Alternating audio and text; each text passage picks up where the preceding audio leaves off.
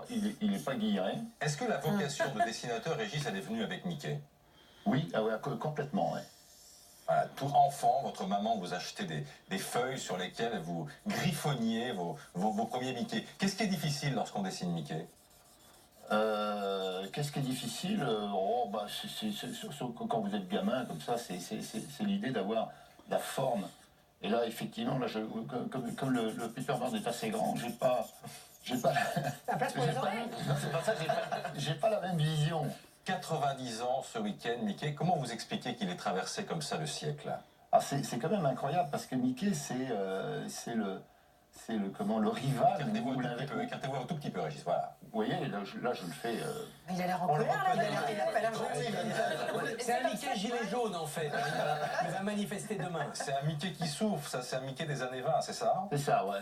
Parce que le Mickey des années 20, autant il s'est embourgeoisé depuis, ça y est bien longtemps, mais dans les années 20, je dis pas que c'était une petite frappe, mais il jouait du coup de poing très facilement. Il avait un côté un petit peu agressif. Bon, c'était un mec C'était sympa, pas Disneyland, hein. mais quand même. Mais d'ailleurs, on a le droit de dessiner Mickey. Il n'y a pas des copyrights. Ah, mais si, ouais, bien sûr. Là, moi, le bouquin que vous avez vu tout à l'heure, évidemment, c'est l'éditeur Jacques Glénat qui a reçu la franchise pour pouvoir faire de la création française. Mais autrement, j'aurais pas eu le droit de faire Mickey, hein. Moi, comme mes petits camarades d'ailleurs. Vous avez travaillé sur 2 dessins animés, si mes souvenirs sont bons, hein, Mulan et Atlantis. On travaille de la même façon sur une planche que sur un film? Oh non, pas du tout. Puis vous savez, ce que j'avais fait pour ces films, c'était juste ce qu'ils appelaient du dessin inspirationnel. C'est-à-dire que j'étais là pour pour inspirer les animateurs. Super. Eh ben, c'est formidable de voir Mickey vivre sous votre plume. Vous avez commencé par Donald, hein, je crois. Vous êtes venu à Mickey après. Oui, c'est ça. Oui, parce que ce qui est intéressant dans Mickey, en fait, c'est le graphisme de Mickey. Autant Donald est plus intéressant comme personnage, hein, la psychologie de Donald est plus rigolote.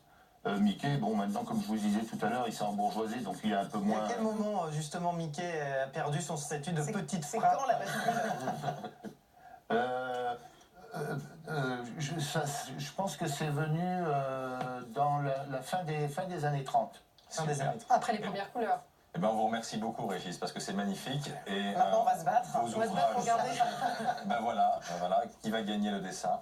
C'est chez Glénat, hein, que vous publiez, et je vous signale la sortie également à l'occasion du 90e anniversaire de ce numéro spécial, très épais, 420 pages, du journal de Mickey. Merci beaucoup, Régis Loisel, d'être venu nous voir. Bravo. Allez, Merci. bravo sur le plateau de première édition. Il est pratiquement 8 heures.